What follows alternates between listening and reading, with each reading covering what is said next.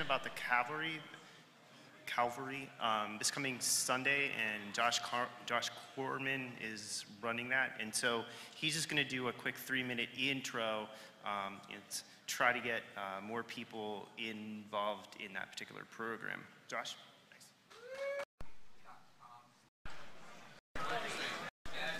A Fire Talks was back in 2009. So Michael I'll just call Catalyst and Mubix started it then.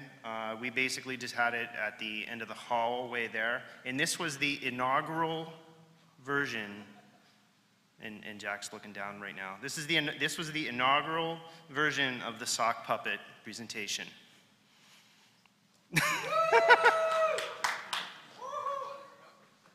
Does everybody remember this year? All right, we had some snowball fights, or should I say schmoballs. All right, so this year, I just wanted to give a big shout out to all the sponsors. So our platinum sponsor this year is Cobalt Strike on Twitter, Armitage Hacker, and advancedpentest.com. So awesome pen test tool. Yeah, is Raphael here? No.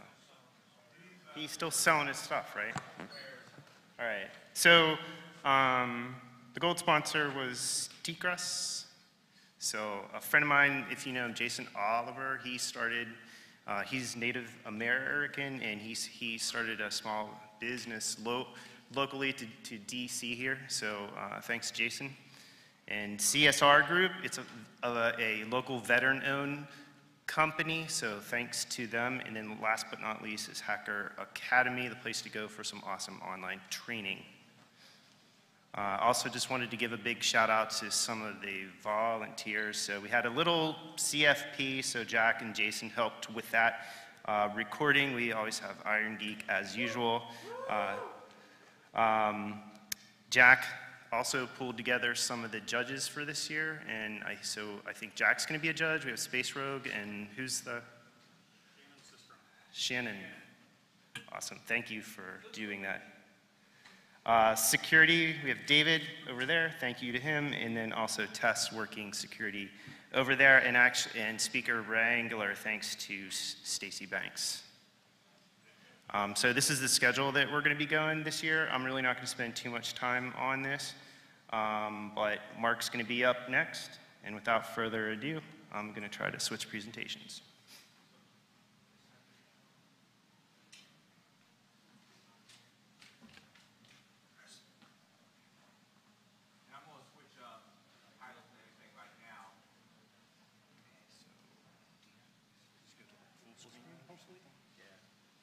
Does that look okay? No, it didn't. No? That was my whole talk, thank you. Security.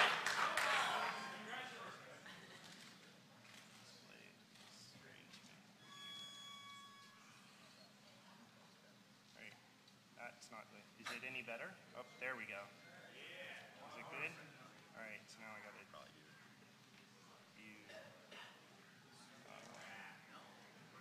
slideshow. Is that good? Good. Can anybody see that? All right. Should I do my own time or? No, yeah, I'll tell you. Yeah, okay. All right. Sweet. All right, I'm gonna get started before he starts the clock, so we have a few. Oh no, Iron Geek says no. No one wants to see this talk ever again, so it doesn't matter. See if I can get this thing going or not. All right, see if your video comes up. Yes, we're good. Good? Audio, all that? It should be good. Okay. All right, well, I'm gonna get started. All right, well, thanks for having me. Fire Talks are awesome, so I'm glad to be here tonight. Before I kind of get rolling into the actual research part, it was cool that Josh actually started talking about I'm the Cavalry, because I was gonna do that anyways. Do it again. I am gonna do it again. So I actually had an opportunity to write a Wired article 2 weeks ago. And it was, instead of talking about what's gonna happen in 14, I decided to talk about what happened in 13 that was important that people might have missed. So my 4 stories were the TrendNet debacle, where the FTC basically regulated the fuck out of them. I talked about ZMAP. If you guys don't know about ZMAP, check it out. Barnaby Jack, who hopefully that means something to you, a lot of you guys in here. And then I'm the Cavalry. Those are my 4 2013 stories that you might have missed, but definitely shouldn't have. So hopefully go see Josh's talk, because this talk and research I'm going to present at B-Side San Francisco are definitely very into what Josh is trying to help. All right. So eyes on. Does anyone have an eyes on? What was that? A hand? No, that's just someone being very excited. Okay. So the eyes on is basically just this very Apple-centric web camera, your general IP camera. And I got one of these. I got one for my brother. Is this echoing really bad for just me or everyone? Good. All right, keep going. So it's an iOS-specific thing, Wi-Fi enabled. It does recordings, like so if you have a noise alert or a motion alert, it'll actually record like a 30-second segment and then put it in the cloud, and then you can view it remotely from wherever you are on Earth. So it's sold across the world, Hong Kong, Europe, etc. And all your major retailers probably have one of these guys. So I was trying to find a Raspberry Pi on my network. And like any random person trying to find anything on their network, you nmap the fuck out of your network and hope you find it. So I didn't find my Raspberry Pi, funny enough, but I found something listening with Telnet. And anytime, there's a rule that I'm sure you guys know, which is if Telnet's listening on your network past like 1999 maybe, you probably should find out why. So I did. And it turned out to be the eyes on, and this just led me on a whole really weird road down eyes on hell, and I never found this Raspberry Pi still. So this camera specifically is set up really easily for the consumer. You put in your SSID, WPA, key and whatever, and it makes a QR code, and then you hold your camera up, show the QR code from your iPhone, and it actually reads that in and goes to town. If you look really closely, it might be hard to read, I actually found a QR code that was kind of like a media kit thing, and it has an SSID and a WPA key that says "We Live Apple," and it says like STEM Office 136, which is the company who makes it. I'd bet if you go to Utah and drive around their campus, you might find that SSID. Just a heads up, QR codes are not secure. So oh, just wait for this talk. So this camera, like a lot of embedded devices, uses multicast DNS to like say, hey, I'm here, you should set me up and do something with this. So that's not all that surprising. What we do know is it's Linux-based, it's an ARM platform. So for the multicast part of this, not too interesting. However, the one thing that started me on this, is this safe or not safe, or how well did they do security? I saw this RSA pub, oh, that's not good. I saw this RSA pub key go across the wire. I was like, oh, they're gonna do, asymmetric crypto. This seems legit, probably not a big deal. This camera's probably great. That was the only part they encrypted for anything they do. So what they actually do that for is they actually encrypt the admin password that's randomly generated on your phone, send it over the wire encrypted with this pub key back to where the private key lives on this camera, and then, so you have this transfer of admin password created, admin password on the actual camera. Anytime you see Telnet or SSH or anything else running, you say, I want a shell. That should be hopefully your first instinct. I want a shell on this thing. So we know the admin password was sent over the wire encrypted. So unless you want to brute force that 1024-bit RSA key, I wasn't going to. All the web transactions that actually happen over the wire for APIs and other stuff was actually HTTP digest. Now, if you know HTTP digest, a lot of the values going over the wire are clear text. But the important part is the secret. Like any important operation, the secret matters more than anything. So unless you're going to brute force the HTTP digest packet and actually suss out what the key is in that case, you're not going to be able to create packets and send them over the wire on your own behalf. Funny, they use the updated version of HTTP digest, but they don't actually use the counter. So every packet that goes to the wire is vulnerable to replay attacks. So if you record one packet of streaming video, you can just replay that packet and you get streaming video again. We could brute force Telnet. We could brute force HTTP digest. Both are potentially slow depending on what the key is, so that's not a great idea. And I'm not a big hardware guy. I'm starting to learn more and more about it, but JTagging this thing wasn't exactly my cup of tea, so I thought about other ways I could go about this. So I cracked the app. If you have a jailbroken iPhone, it's extremely easy to use Rastercrack or Clutch. You basically effectively what you're doing is you're loading the app up.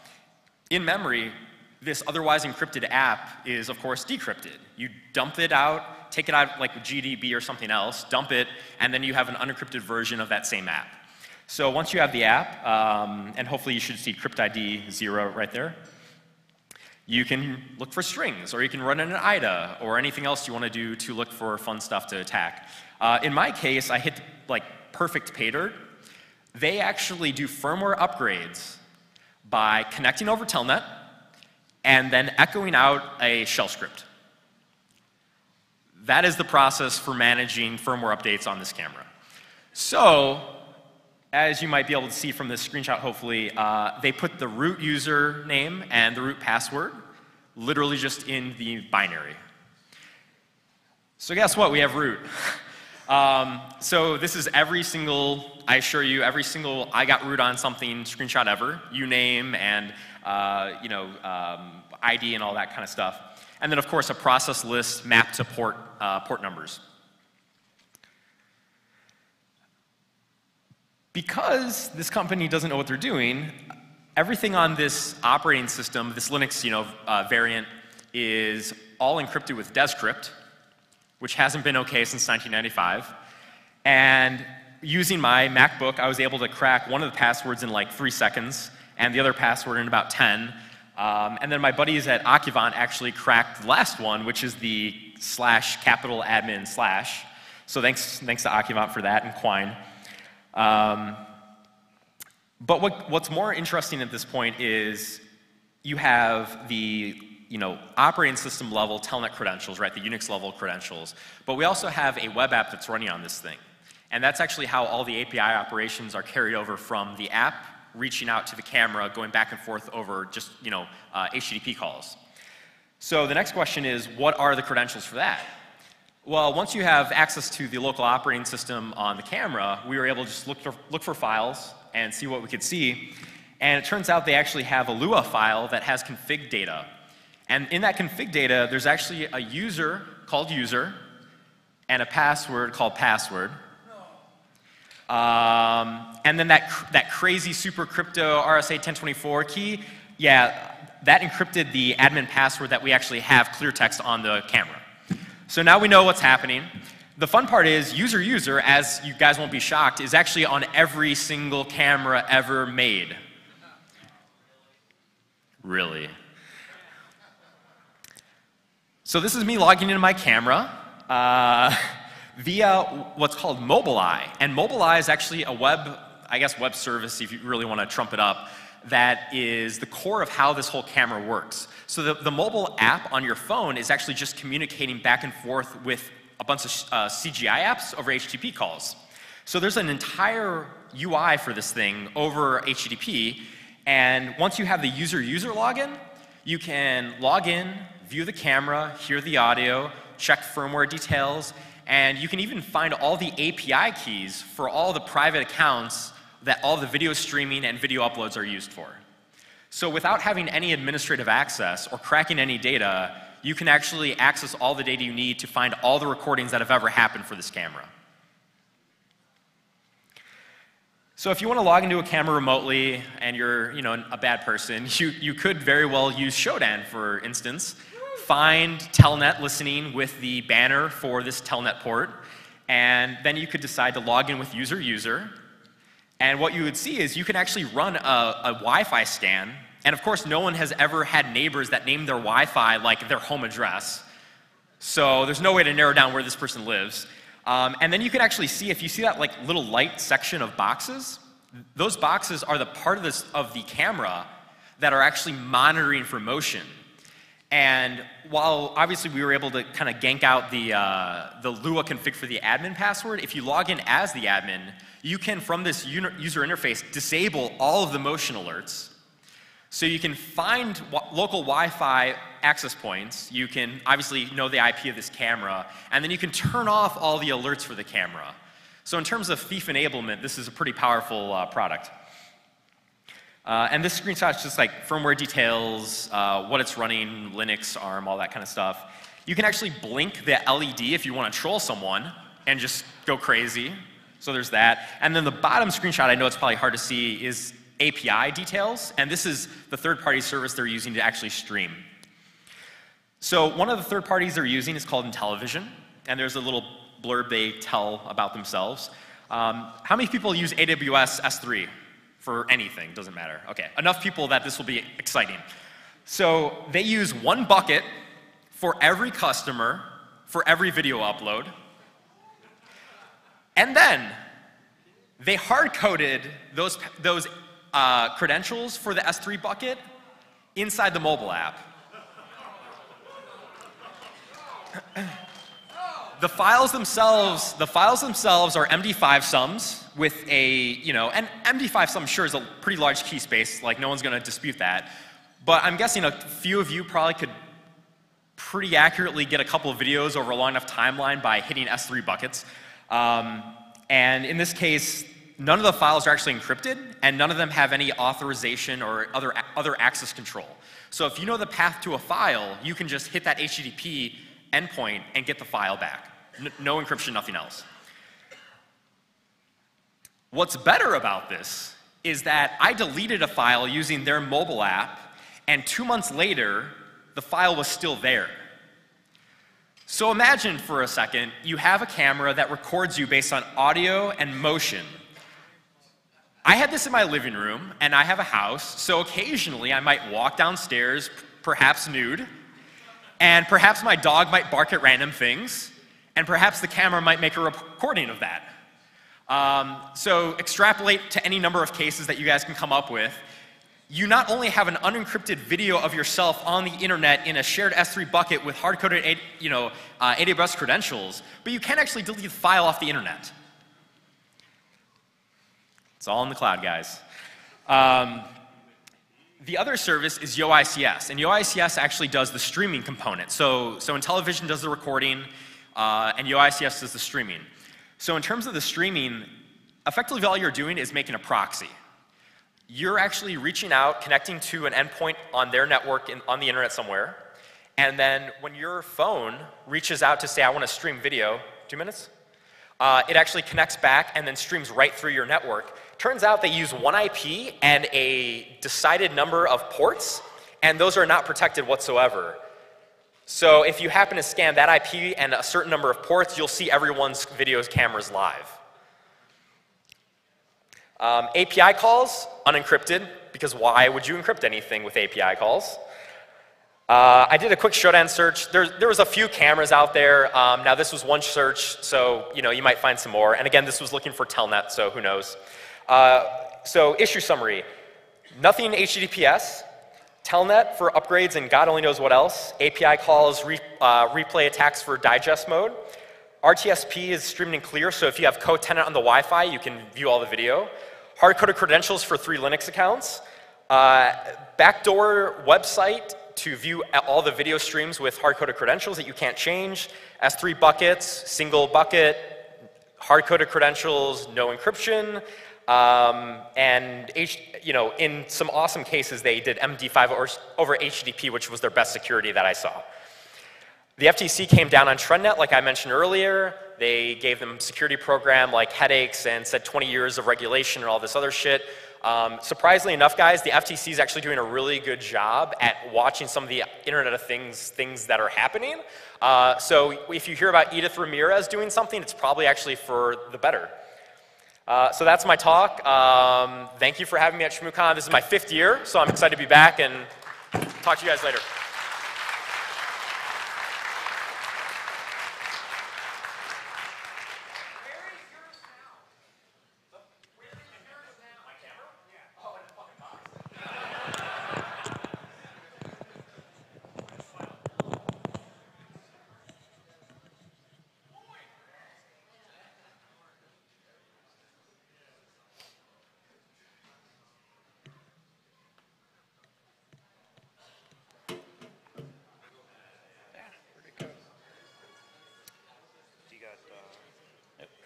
That's it. So just down or right? It's just down, I guess. All right.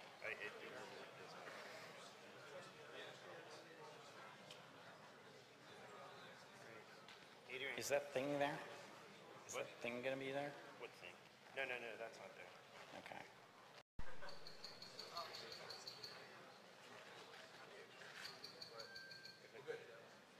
All right. Thanks. Hi, folks. I'm Bob Stratton, and I want to talk to you about two things.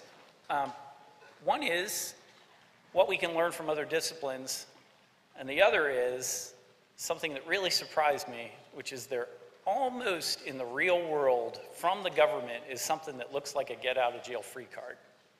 And it turns out it's for a good reason, but that alone was kind of shocking to me. So do you have any pilots in the room? Any hands?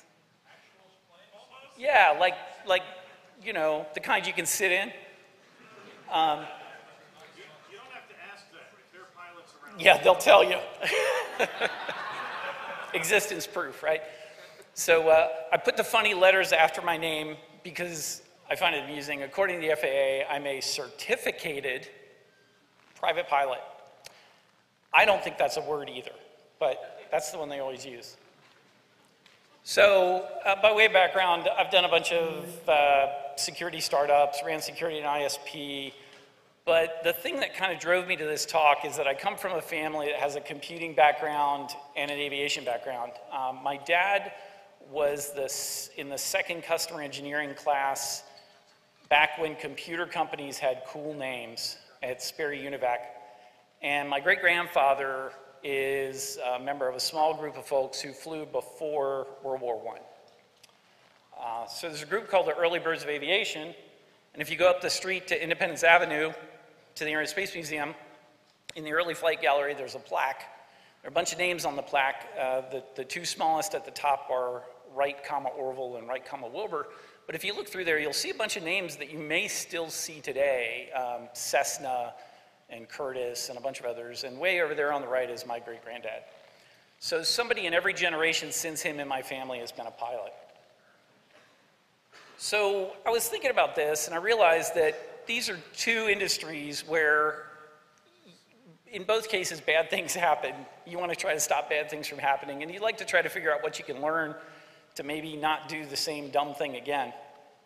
And I think it's also interesting, you know, both sectors, depending on who you talk to, acknowledge they can't fully eliminate risk. So you have to get good at learning lessons from things.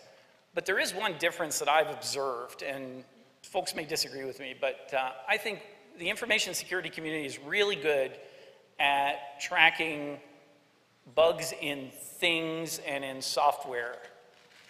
But we are not particularly optimized for tracking and recording and learning from operational workflow process screw-ups, mistakes, fumbles, mistyping. And the one that comes to mind is like when Pakistan was trying to block YouTube internally, they announced a route that black holed it for the whole planet, you know, stuff like that. But aviation is actually really pretty good at that. And, you know, there are a couple of reasons for this, right? Nobody wants to admit that they've screwed up because you might incur liability, you might give your customers an edge, but really it's mainly because you don't look dumb. But there are some reasons that it's worth it. It's worth doing. You know, certainly in the aviation case, I don't want people to hit me when I'm in an airplane.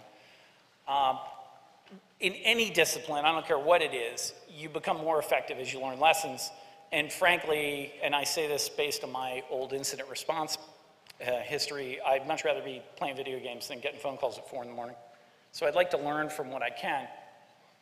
So if you look at how aviation does it, the first really important thing to note is that in the definitions and the legal history and things, the primary mission of the Federal Aviation Administration is to promote aviation safety.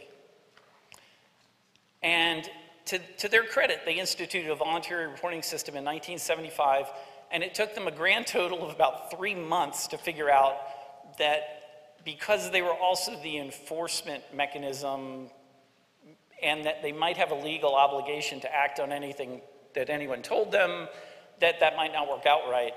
So they actually went into a partnership with NASA, who does not have any enforcement authority, but does have subject matter expertise. But the people who this is trying to serve are really everyone in the system. It doesn't matter what your job is. If you have anything to do with aviation, you're a part of the system because you're the one doing the job and you, on a day-to-day basis, see what might go wrong. But you don't want to get in trouble, right? So they created a system called the Aviation Safety Reporting System. And they used NASA, who are subject matter experts in things that fly, but are not enforcement authorities. And they collect reports. They, in their charter, have a mission to preserve the anonymity of the users. But they give you a way to document that you reported something if it ever goes south or somebody figures out what happened. And then they do a really good job of publishing what they learn. So for example, out of this data they collect, they publish a monthly report, and if you think about it sort of like the mishap flavor of the month, you know, it's everything from equipment problems to user interface issues in controls and consoles and air traffic control to just workflow things like I was distracted when I was trying to land and things didn't go quite right and I deviated on my altitude, which by the way can get you in trouble. But any kind of mistake or mishap or screw up, they capture in the system and they do amazing analysis. It's all up there on the web. I have the URL at the end. You can read them yourself. And they'll do flavor of the month. You know, runway incursions is this month. And you'll hear all these, you'll read all these anonymized reports like I was doing this and I looked down at my iPad and crossed a runway boundary and oops, that was bad. But one interesting thing, they've been doing this since 1975. They've got more than 1 million reports submitted and NASA has never had a breach of user anonymity in this process. Yeah, I know, I was kind of shocked. So how does it really work? Well, there's a form. The top part of the form, you actually have your identifying information that you're, you know, who you are.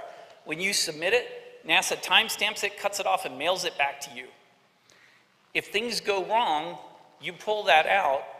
The rules are designed so that in FAA policy, they say we will view that as evidence of a constructive attitude, which means they'll give you a little bit of benefit of the doubt. But in law, it says they will not use something from this report to go after you for enforcement. And there are a few criminal exceptions, but it's actually amazingly broad immunity. And so I view it as one of a very few amazingly enlightened government programs that actually seems to accomplish what it was set out to do. So how does this apply to information security? We're really good at reporting product stuff and code stuff, but we really don't have broadly deployed systems for workflow reporting issues. I don't know, I mean, I've worked at ISPs and I have a lot of friends in the network provider space. Other than like the NANOG mailing list, I'm not sure we have a way to actually capture data on how people screw up and how to avoid doing it again. And in the security space, there are islands of this, but I think it's an interesting thing to think about to figure out how we might be able to more pervasively deploy things that aren't just looking at code, but are actually looking at how we work. You know, we complain about the users all the time. It's not just the users, it's the users and the admins. I'd be happy if we just captured data about how the admins do what they do and what works and what doesn't work. So like I say, it's not about bugs in stuff necessarily, it's about what happened during your day. And for me, the second order value proposition is I'd much rather have the reporting and analysis of this kind of information be coming from people who actually understand the space than Joe random media reporter, and apologies to any press who happen to be in the room. So who could do it? Well, you can try and do it within your organization, but it's going to require will, and it's going to probably require the CEO's buy-in to say, I'm not going to go after people who make a mistake and disclose it voluntarily. There are cases that are analogous to this. You know, certainly there are ethics hotlines and things like that that are roughly analogous to this. I'm not going to say it's always going to be easy in every company. You know, some people like to take the easy route of assigning blame, but I will argue that if that's the tack you take, you are actively and antithetical to improving security of your enterprise. If you're in a sector that has a government regulator, I actually think NIST might be a place that could kind of do this, right? They have some subject matter expertise, and they're not regulators other than for what time it is. And they're pretty good at that. But you know, I'm really trying to foster discussion and contemplation and some collaboration about how we might get better at this. There is potentially an angle to start a nonprofit for this. You know, the ISACs, the Information Sharing Analysis Centers, sort of do this, but it's mostly around incident data and things that machines do. And you know, I'm sure that the federally funded R&D centers would love to get money to do something like this. I'm not sure that they're necessarily plugged into sort of the real world commercial workflow necessarily as much as people actually in those enterprises. So, you know, I would love to hear from anybody in the course of thinking about this who knows about other things that are out there that are analogous, that are oriented towards people and what people do and what goes wrong, what works, what's there that I may not know about. If there are things that you feel are kind of there but not giving you what you need, I'd love to understand what they don't do that you think might help. And if you're interested in learning about the Aviation Safety Reporting System, it's run out of NASA Ames. The URL's up there. And it is, even if you're not a pilot, even if you don't know anything about aviation, there's actually some pretty compelling reading in some of it. And it's not all bad news. So with that, that's it for me. And thank you very much.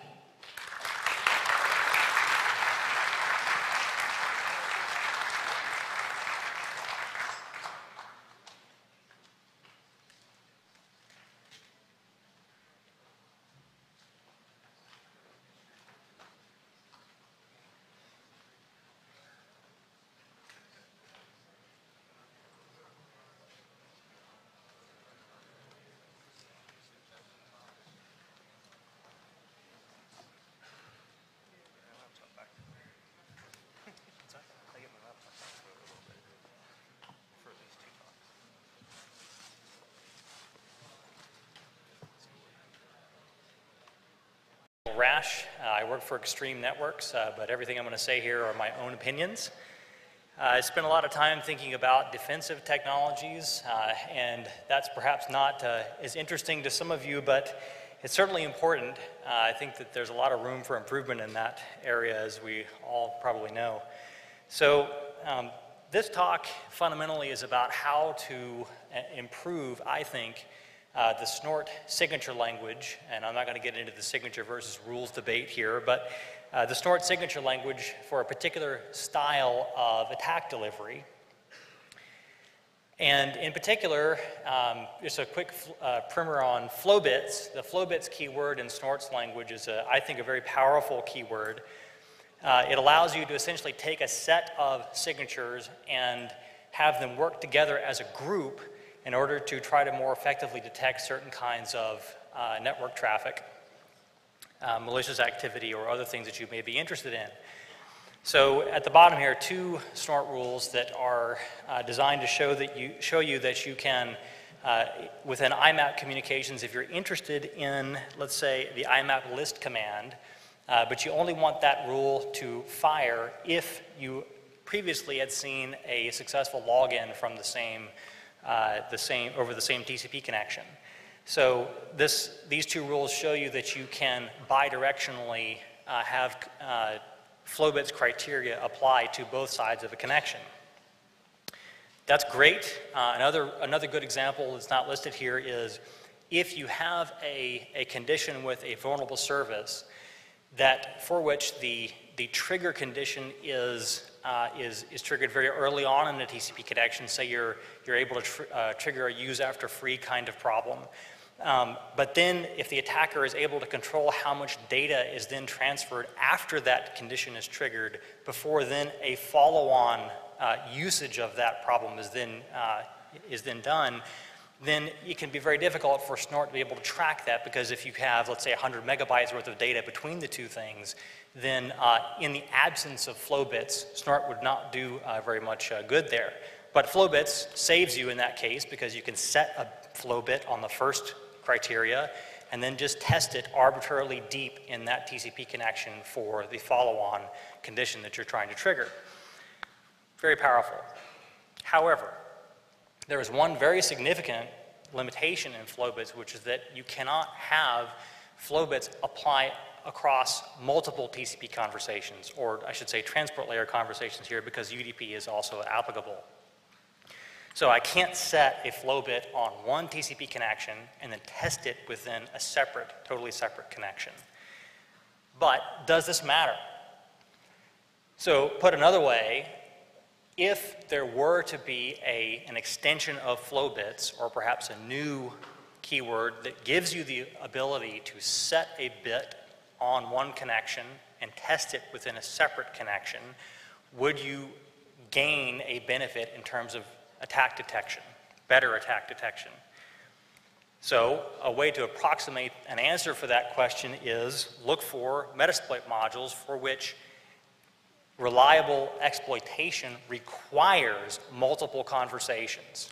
So a good first pass is look for TCP connect calls. The TCP connect UDP is the UDP version of that for UDP traffic, and send request CGI, of course, interacts with web servers, but behind the scenes it's also using a TCP connect call.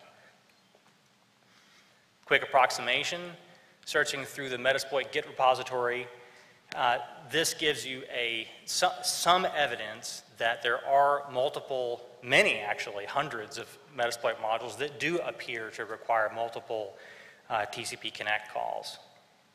It requires a little bit further validation, of course, because you might have certain connect calls that are listed, but they're wrapped with if statements or something, so they don't get actually always called when you try to exploit something.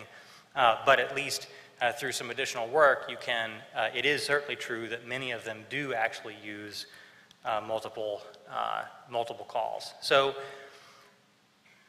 a good example of one, and I wrote a blog post about this a few months ago, the Content Keeper web application versions prior to 125.10 is vulnerable, contains a vulnerability that has a very reliable way of exploitation through Metasploit. The particular way in which this vulnerability is exploited requires two independent TCP conversations. Now, I'm not going to get into the HTTP persistence ideas here, because that may apply too, but the point is the Metasploit code itself is implemented in a way that uploads a base64 encoded Perl script to this MIME encode CGI application, which is sort of the entry point to the vulnerability. And this spamkeeper.dat is a file that is influenceable by the attacker, and that's where the base64 encoded Perl script is uploaded, and then it is executed via a follow-on HTTP GET call. So even independently of the Metasploit check function, which looks for a 500 internal error from that same MIME encode script, even in the absence of that, reliable exploitation requires two TCP conversations. There are other examples as well. The SCADA 7 technology IGSS rename overflow is one that you might be interested in. And this Apache IS API DOS exploits a use after free condition in the mod IS API module that, again, requires two independent conversations. For that last one, an aborted call creates this use after free condition, which is then exploited in a subsequent connection. There are certainly more like this. So the heart of this talk is a proposal for a new keyword, and we can, if I had more time, we can go into some of the trade-offs, I suppose, but I think it needs to be a new keyword because backwards compatibility is certainly important. Changing the model under which FlowBits operates just by extending FlowBits itself might create some issues. But XBits for crossing the streams. So the idea fundamentally is be able to set an X bit on one TCP or transport layer conversation and test it within a totally separate conversation, whether or not the first one has closed or not. Underlying semantics for modifiers to X bits would be the same as flow bits. So in particular, set, unset, no alert, etc. would all be the same. But there would need to be 2 additional modifiers at least. One where you'd be able to track by IP pair or destination port or any other sort of, TCP IP tuple combination that you would like. And then also expire. Because if you remember the content keeper instance we just talked about, the act of uploading the base64 encoded Perl script, that TCP conversation is going to close, and then it is executed in the follow-on connection, which means that if we're going to track traffic in this way, the X bit that we set on the first connection needs to remain resident even after the first connection is closed. But we don't want them to remain around forever within Snort's process address space or ShmooCon or anything else that's implementing Snort-style signature language. So we need to have a way of expiring those X bits over time. This is an example of what the Snort rules would actually look like that would track this style of communication for the content keeper exploit. I have an example of this on my website. I certainly can't write them all out here on this slide, but the fundamental idea is to set the X bit on the payload upload and then track to see whether or not that payload is then actually executed after the upload is successful. So of course, there are lots of trade-offs because you might say, well, just write a Snort rule that looks for this MIME encode with this funny looking sort of permissions-ish sort of stuff that's sort of the entry point into the vulnerability. That's fine. There's no reason why you can't also do that underneath the X bits model. But if you do get an alert for traffic like this, what's the first thing you're going to do as a security analyst? Well, your next natural question is, was what they uploaded actually then executed? Which means that you're going to have to do the same kind of thing that XBits could have done for you within Snort's language. So why not promote that concept into the language itself?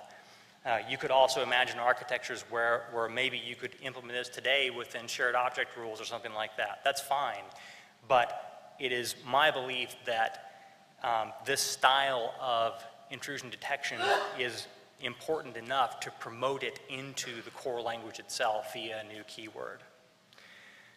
There are certainly performance implications that may that may affect proper operations. Some IDSs are multi-threaded, like for example, ShmooCon is multi-threaded, so you're going to have issues with respect to threads not having a global view of all traffic perhaps. And you have the same thing within Snort's world too, where you have multiple Snort processes that are being fed data that's split by network processors or gigamon taps or other kinds of architectures. So nevertheless, I think that if you think a little bit more broadly even than this, applications these days themselves have long since thrown by the wayside just individual communications. You have lots and lots of things that happen. Think about anything that uses a signaling protocol. I mean, FTP has done this for decades. You have, DNS requests, you have BitTorrent, things like this that are by design using multiple conversations to transmit data, share information, etc. It therefore is a corollary to that the attacks will over time too. And I believe that the Metasploit project provides kind of a roadmap for seeing how that may be done over time. So in the SIM world, I believe that part of the SIM vendor's success in some sense, it can be tracked to the fact that they have a style of detection that's very similar to this by design. They don't care that you get a failed login alert from one piece of infrastructure with a Snort alert from something else. They are doing this sort of correlation by design. I think that there's room for the network IDS community to also do some similar style of essentially correlation across transport layer conversations directly within the language. So writing a second edition of my Linux Firewalls book, I intend to cover XBits here. within this second edition. I would love it if any of you have feedback for me on this, or if you have any questions. Wow, we may actually have a fire talk where there's time for questions. Questions, please. Yes. So what is next for XBits? Convincing Snort developers to, take a whack at an implementation? Are you trying to do one that you can plug in and see how it works? Great question. So the question was, what's next for XBits? Is there, is there a development effort started yet? I talked a little bit with the Suricata guys, and it sounds like that they may start moving in some direction similar to this. Whether or not it actually becomes XBits here, I'm not sure, but I think that they probably agree with the core idea. Snort community, I'm not really sure. We'll see. Anything else? Yes? So you pointed out, talking about vectors that require multiple connections or conversations, but really it's any exploit that can be split up to try and bypass conventional IDS definitions. It's more of a comment than a question. Yes, so I think your comment is that this would apply to any exploit that can be split across multiple conversations. Is that accurate? Right, as opposed to ones which have to be by their nature. Yes, so absolutely. I think that, I would agree with that statement. I'm not sure, I mean, typical IDS evasions, I would say, have kind of, with respect to TCP, I've always played in the, send and attack a byte at a time and, spoof orphan TCP ACK packets that contain traffic that matches the signature set and stuff like that. I haven't seen so many evasions, I guess, that are literally truly instantiating new connections, but splitting the exploit payload across those totally separate connections. That would actually be an interesting question to try to figure out how possible is that to do for, across the exploit set for Metasploit, for example. Yeah, and that's what got me thinking is if you try taking a conventional exploit, prime something in memory somewhere, and then come back and execute it later. Yeah. As opposed to having to put the file on disk or something similar. Yeah, that's the Apache ISAPI DOS exploit is a great example of that. Any other questions? Thank you very much.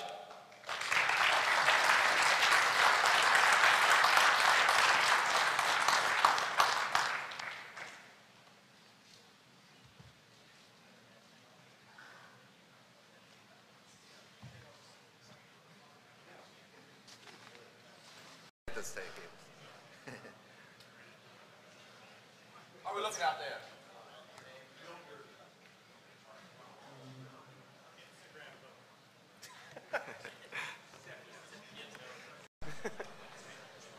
Free beer to her. Someone give her a free beer. Yeah. Someone give her free, what do you like? Malibu. All right, here we go.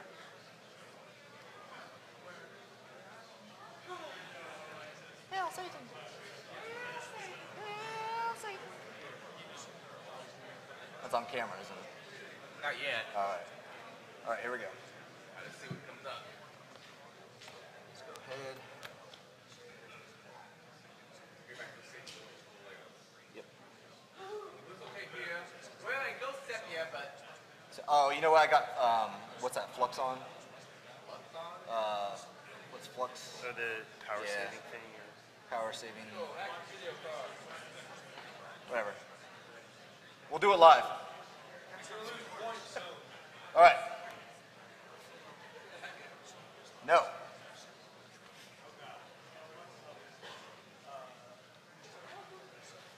Flux.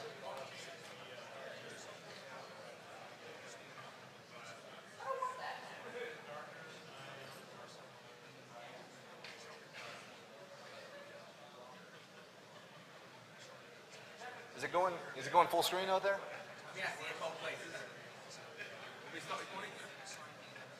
Is it progressing right now? Still. Yeah. Actual, yeah. You stop recording?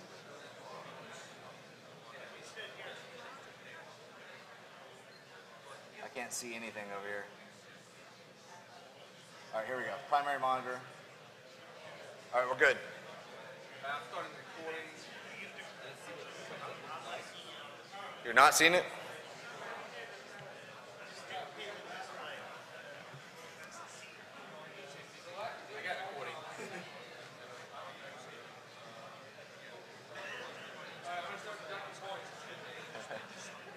Sorry, my friend.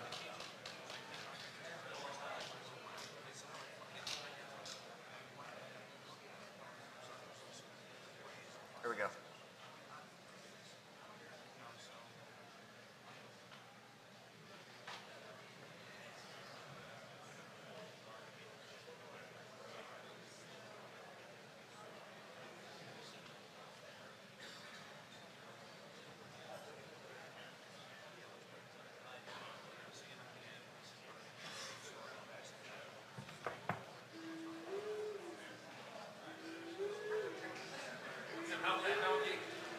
Yeah.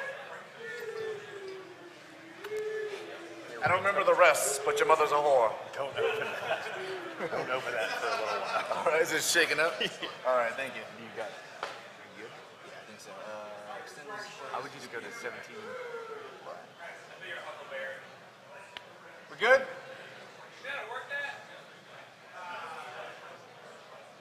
We good? Good? All right, let's go ahead. We'll do it live. Fuck it.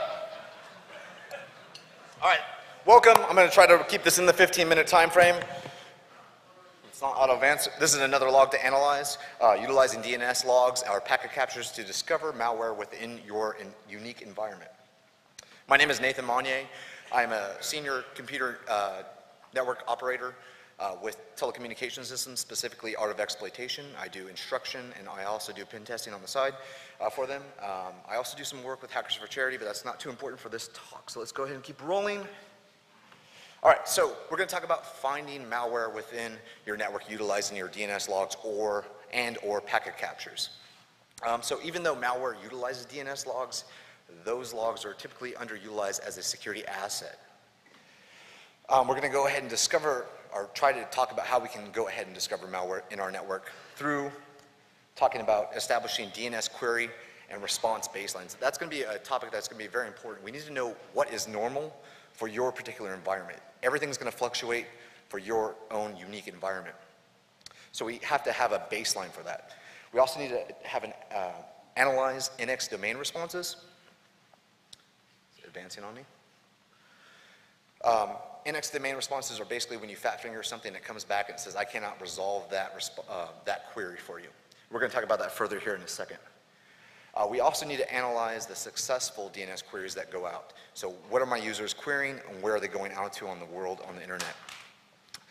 And specifically, once we find that, we need to identify domain name anomalies or something that's suspicious within our user environment. So we need to have a traffic baseline.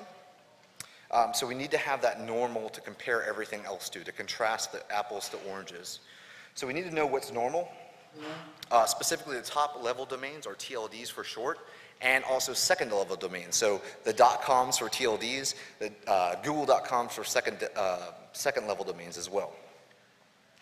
We also need to know which hosts and servers are doing that as well. So what's normal for our unique environment? Who is going where? Who is querying out to the internet and where are they going to? What's normal for an everyday, month, day, hourly, weekly, monthly type of deal? And also, who is my top DNS queries? Where are they going out to? Per host, network, domain, or site, if you can get that granular. What is normal also for your HR department? It's going to vary greatly for your IT department, right? Your security folks. And also, specifically, what is normal for your time of day usage? So 8 to 5, I know I'm going to have a high spike of bandwidth, and also, at 2 a.m., I'm expecting nothing on my network besides the people that are working shifts. So you have to have that baseline to go and compare things to. Before we move on, we're going to talk about DGA, which is also known as domain generation algorithm. Malware utilizes this to go ahead and contact its command and control servers. So we're going to talk about DGA for short, C2 for short for command and control servers. So DGA is basically an algorithm that the malware on your user environment or whatever it's infected on knows the algorithm. Your command and control server knows it as well. They're going to go ahead and compute that. They're going to compute a list of candidate domain names. And let's say for ease of use, 10 particular domain names. 9 of those are going to fail. 1 of them is going to be successful, so the malware can communicate to its C2 server. Of those, we're going to go ahead and talk about the 9 that basically failed for us, and that was going to indicate which host on our system is actually infected. Configure specifically utilizes this technique as well. It's being adopted by other malware as a backup strategy, and basically to get around blacklisting for a static list of IP address to contact command and control servers. So like I talked about before, NX domain responses are commonly a result of fat fingering something. So I type google.com with 3 O's. It comes back, I cannot resolve that because it's not a valid domain name or a fully qualified domain name, FQDN. That response there is going to get a NX domain response. It's not going to get the, okay, I resolved that name for you, it's good. It's going to get that NX domain response. That's going to be helpful for us when we're looking through our logs to see what's going on in our environment. Particularly also with DGA, like we just mentioned, let's say an example that 10 of them were, 10 candidate host names were launched. 9 of them failed. 9 of them are going to get NX domain responses. 1 of them is going to get a valid response. So we need to know what's normal for NX domain responses as well on our particular environment. And if you can get granular, hour, weekly, on down the line. So if your average NX domain response for your entire network is 25 roughly for your entire network, and then you see a spike of 50, or let's say 10 from one particular host on your network, well then that machine is probably infected because the amount of NX domain responses on that machine is too damn high, right? There's too many NX domain responses over my threshold of what's normal for my network. You guys like that meme? I try to cut out a lot of memes. I don't got a lot of time. All right. We also need a query for a lot of malicious domains. And this is the known bad, right? Not the unknown unknowns like Donald Rumsfeld said. We need to look for the known bad, right? So let's go ahead and look for what's known that's bad out there. What hosts or what domain names are already known to be hosting malware. So go ahead and take that information that's freely available to you on these resources from the community, such as malwaredomains.com or malwaredomainlist.com. Look for that in your particular environment. If you see something, that's probably abnormal. Identify that machine, take it offline, re-image it 18 times. Take it off your network, burn it with fire. All right, we also need to analyze the DNS traffic as well. So there's going to be a lot of information here. Specifically for doing a packet capture, there's going to be way too many packets. It's going to be information overload. You're going to spend way more time analyzing things than you will be collecting those things because it happens like that, and analyzing things doesn't happen like that. So focus right now on the NX domain responses. We can go ahead and see, hey, is malware is utilizing DGA? It's querying out there. It's sending out 3 from this host every hour. Okay, that's abnormal because we don't have that many in our environment per hour. Utilize your baseline to compare everything to, and compare and contrast what the responses you have are compared to what you're getting from a machine that's particularly infected. If you find a machine that has too many NX domain responses, analyze that. Is it a result of a fat finger like google.com with 3 O's? Okay, that's a common thing maybe, but a string of consonants and letters and numbers together is not particularly normal. So utilize your brain power there to analyze that information. And also, does it include suspicious domain names? And we'll talk about what particularly makes something suspicious to us or anomalous. Excuse me. Of the successfully resolved domains, are there any known malicious as well? So we just talked about where to find known malicious, utilize that resource to compare and contrast that to as well. All right, so what makes something anomalous or suspicious to you or your environment? Well, the first thing we're going to talk about is domain name length. So typically, greater than 12 to 15 characters falls outside what's normal for a second level domain name. Something that's memorable for somebody to memorize. Typically, it's within the 8 character range. So you think of like facebook.com as 8 characters. Google.com, that falls below the 8 characters, right? So anything that's greater than that, when you're looking through a log and you're doing a cursory look through all the sections of, let's say, your log list, and you start to streamline down through 8 characters, 10 characters, 12, all the way down through, and then you see something that's 15 or 33 in the example of Zeus, that's going to catch your eye, right? So focus on that as well. We also want to pay attention to character contents. So alphanumeric strings, as I already talked about, letters, numbers, just flown together. That particular domain name, 2kjpdsfondowntheline.com, is available because nobody wants it, because nobody can memorize that, right? So that's something that's going to be probably available to a malware author or somebody that wants to communicate to command and control, or that's going to have a command and control server for its infected users to communicate to. So pay attention to that too. So typically these may not also fall outside of the range of what's normal with the content length as well. So on a cursory look, this may look normal as well. So another thing to pay attention to is doppelganger domains. So this would be something like cnyahoo.com instead of cn.yahoo.com, so missing the dot between the subdomain and the second level domain. Also misspellings, so an example there from Mandiant, and their APT1 report is AOLonline.com, but one of those L's is using a 1 instead of an L. So on a cursory look, when you're looking through a log, it may not stick out to you depending on the font that you're using. Also, double vowels or missing consonants. In this example, Facebook.com. So something that you may graze over, just like if you're looking through, a task list and you see service hosts, you see a lot of service hosts or something like that, you may graze over the one that's actually malware.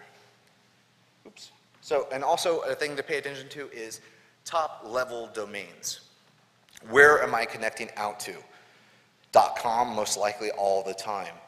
Am I in America? Most likely .com. Am I in Europe? .eu, right? Or .co.uk if I'm in the UK. We need to know where my top level domains I'm connecting out to. Do I have a business case for connecting out to .ru? Do I have a business case to connect out to .cn? Why are my users connecting out to that environment as well? So everything that you see there may be suspicious for your own unique environment. Are those top-level domains associated with hosting command and control servers? Are they known or notorious for InfoSec crime? And then also less common top-level domains such as .biz or .info. Those may not be bad, but I mean, let's be honest, everyone tries to use .com.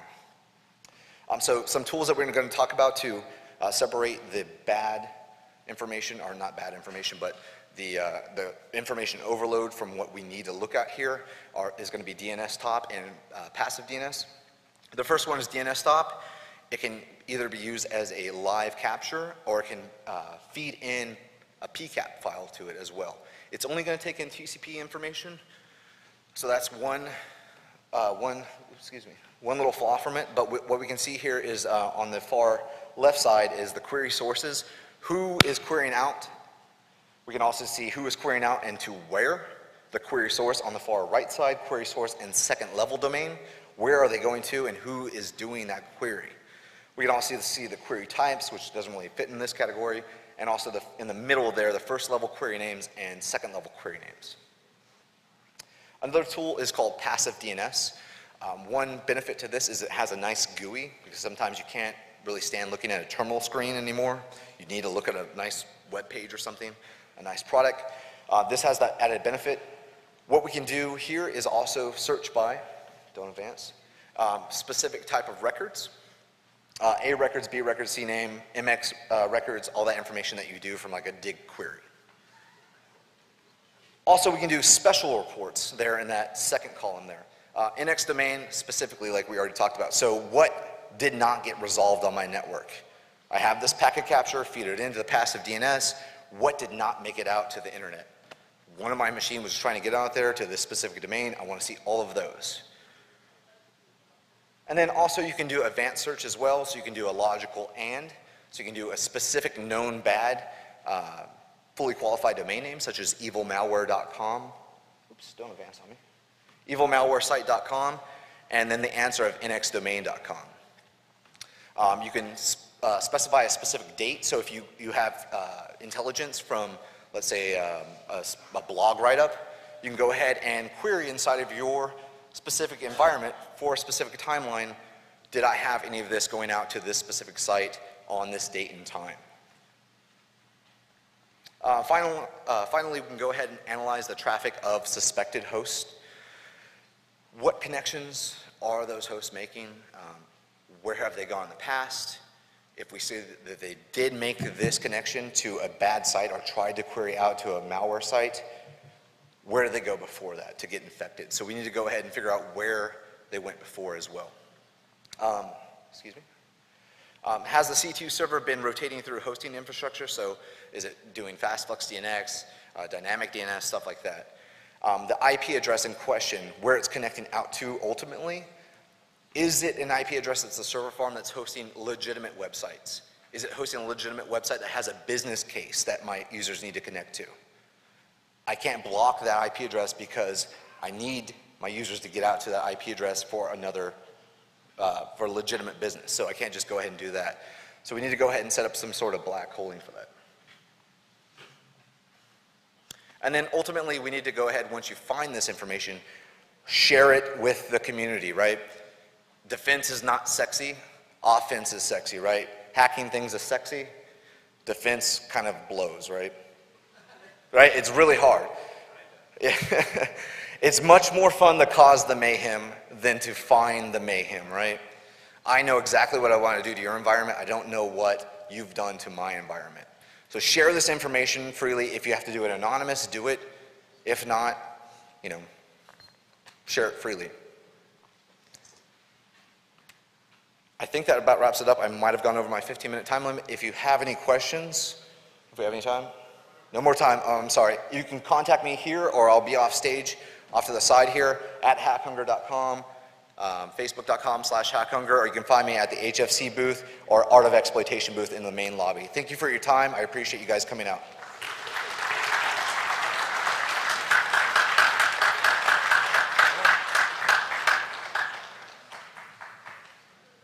Thanks, man. Did I go over? What? He was great. Thanks. I didn't have. Is that a website or can you download it? Oh, it's free. Yeah, it's basically it has it's called Funneled, and it works with. Being recorded and no one could hear you. I'm OG like that, dude. Do you remember that? That was a long time ago. Okay, I see it on the screen here, but not on. You change the resolution? No.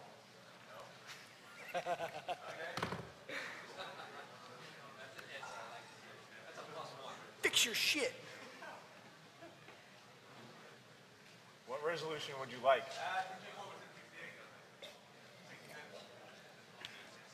Nothing displays at that anymore. There. That good?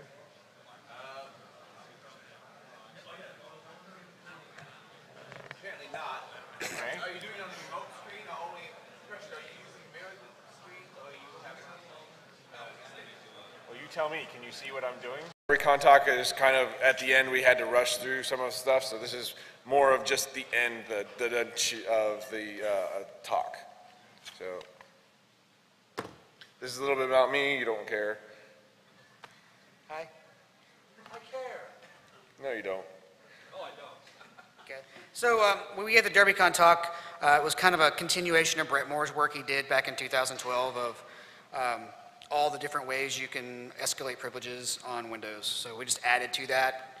There was a whole spiel about go check out his shit too. So first off is WinRM. Anyone in the room know what WinRM is, or Windows Remote Management? It's an amazing tool for attackers. So basically what it is the ability to issue WMI commands onto a remote system over HTTP. And this is authentication that happens over HTTP by default. Great. So no longer if you have to create a service on a system, no longer you have to do that. Windows Vista and above have WinRM by default. You flip a switch inside of an organization. The greatest thing about this whole thing is I can actually ask Active Directory where the WinRM enabled systems are. So I just say, hey, where can I execute code without having to bypass any or create any services? And that's great. The coolest thing about this whole thing is that if you install IIS on the box, it automatically switches to port 80. So if you request if you see an IIS box on a pen test or something, then all you have to do is throw a /WSMan, like all lowercase. If you get a response that isn't like 404, you know that you can execute code. Well, if that's on the DMZ, you're done. Game over. And plenty of Metasploit modules to help you get through that process. So injecting into CAs, certainly useful for doing all kinds of sorts of evil things. If you have a CA on your cert, you can whitelist binaries, you can sign code, you can do all sorts of other things. And a good thing you want to do is maybe proxy SSL traffic. If you submit an SSL cert to the browser, super useful. The guy who wrote it's actually in the room. Hi. So WPAD, I talked about this in the defensive stuff, but it's also fun as an offense. So if you don't know what WPAD is, and I've actually had people come up to me and want more explanation on this. So basically it's a computer name that a Windows system, if it has this checkbox turned on, will request out in broadcast and say, hey, WPAD, do you exist? And the attacker can say, yes, I do exist, I am WPAD. Then, for whatever stupid reason Microsoft decided to do this, it makes an HTTP request for wpad.dat on port 80, which is a proxy configuration in JavaScript. So all you have to do is say, hey, all of your stuff, proxy it through me, please, and it's game over from there on out. This also works on IPv6 too, so if you have this installed, it looks for WPAD as well on IPv6, and you can say, hey, yes, I'm IPv6, I will give you WPAD. I will give you proxy settings. So who uses port proxy? Who's heard of it? That's like more than, actually that's mostly Nova hackers, so you've only seen it at the talks because we've talked about this a couple times. So super useful because you can proxy things from IPv4 to IPv6 and 6 to 4 and some other cool things. What's useful for that is, say you want to have an exfil box, you can now say, when I connect to this thing on this port, I want you to go ahead and tunnel out to the internet over IPv6. So you've essentially made your tunneling device, you don't have any malware on that except for a port proxy rule. You can have all your other pieces of malware inside the organization actually talk to it and it funnel it out to you. So it'll make all the incident responder guys' life pretty hard. Very hard. And there's a Metasploit module.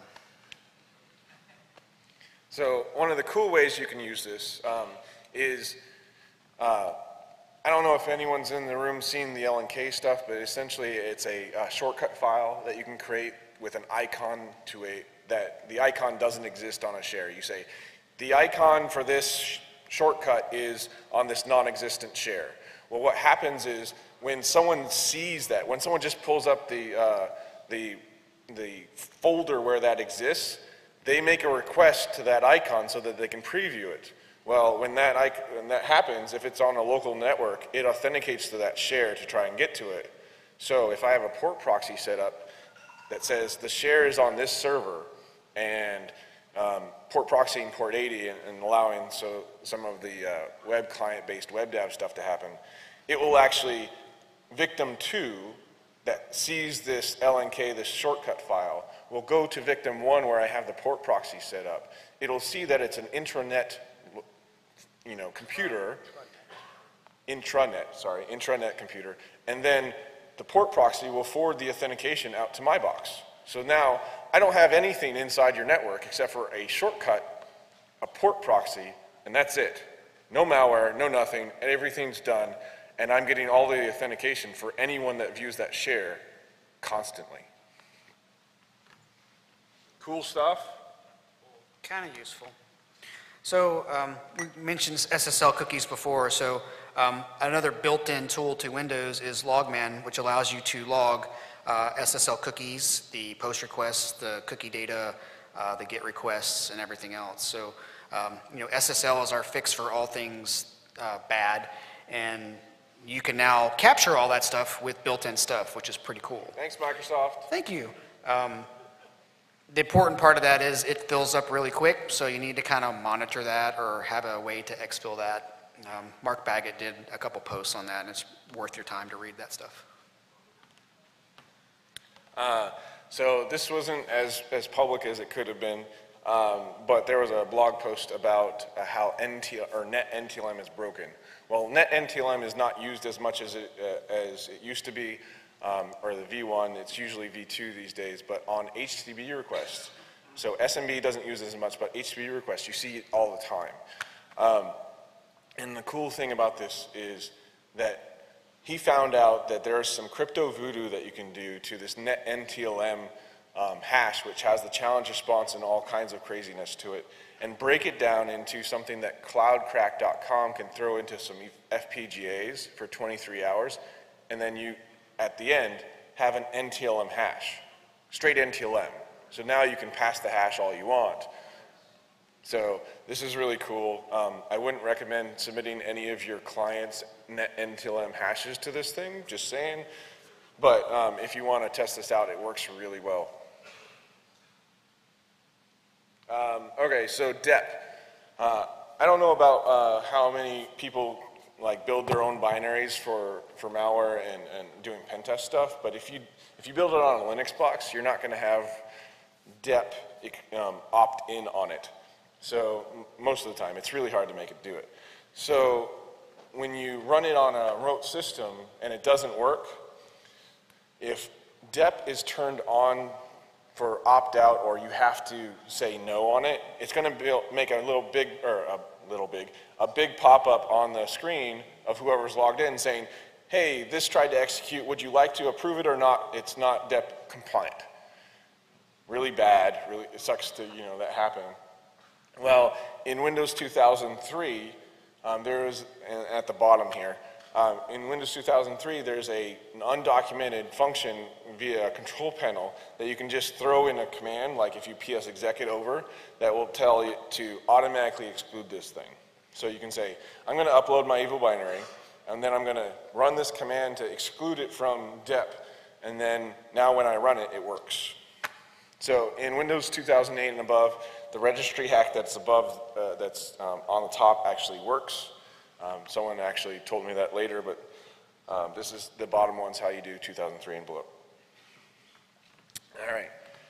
Finally, we get into zone transfers. So zone transfers are fun. They're great externally, but internally they're much more damaging.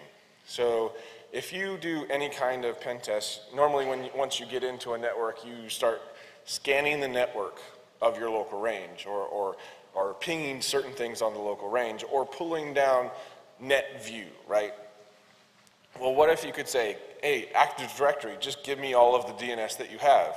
Well, if you're a domain admin, you can do that with WMI with one single command and you're done. It's great, except for one thing. You have to be a domain admin. Well, that sucks.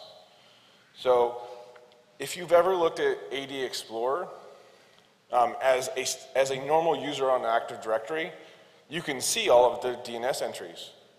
So why can't I do that as a normal user with a command line?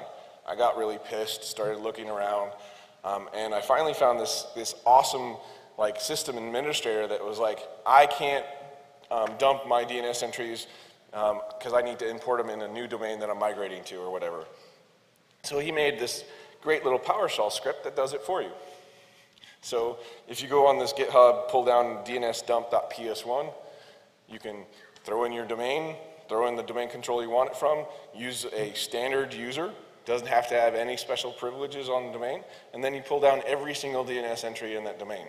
That includes the routers, the switches, the Unix systems that you wouldn't get from a standard net view.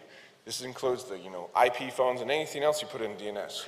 So now, instead of only targeting Windows systems in your pen tests or trying to find those phones or those Unix systems or those SCADA systems, now you just tell Active Directory to give you all the DNS internally, and then you see all the static entries, and then you say, oh, there's their ICS systems, done. And that's really it. So thank you very much. You're done.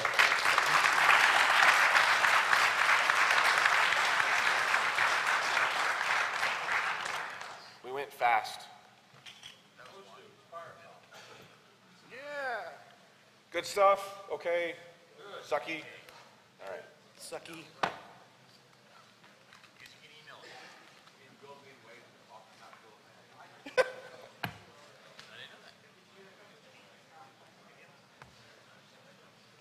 Bransfield, shit every day. It's awesome to go to work and look forward to it on Monday morning. And so people congregate around me and say, hey, tell me about your job. And they think, because they really want my job. And the joke's on them because they can't have my job. They're going to carry me out of my office like sometime in the future. I'm going to be that guy who dies on like the Friday before a long weekend. And they're going to find me the following Monday or following Tuesday. And they're going to be like, yeah, see that stain over there on the floor? That was Gene. So, what are we going to talk about? We're going to talk about what is a work in progress. Oh, sorry, I haven't been much done. But we're going to talk about putting tech on a pet. We're going to talk about the valuable lessons learned I've done in the research so far. And we're going to talk about plans for future development. So, War Kit Day, weaponizing your pets. Why in God's name would you want to do that? Yeah, well, the background is this. I don't know if you realize that 15% of the world's internet traffic is dedicated to cats. This is an actual statistic out there, people. In fact, somebody did a database algorithm. They were playing around with it for a presentation, and they tried to determine the cutest cat on the internet, and they ran all this stuff on it, and they figured out the cutest cat on the internet is actually Halle Berry. So they went back and redid their algorithm. They came up with a picture of the cat, but I like Halle Berry as an answer better. But I find most tech briefings very boring, and if I find them boring and I'm a tech guy, then the layperson sitting next to me is probably just asleep. So I like to do my tech briefings involving cats and stories around cats. In fact, the picture that I use the most is this one. That's a great picture.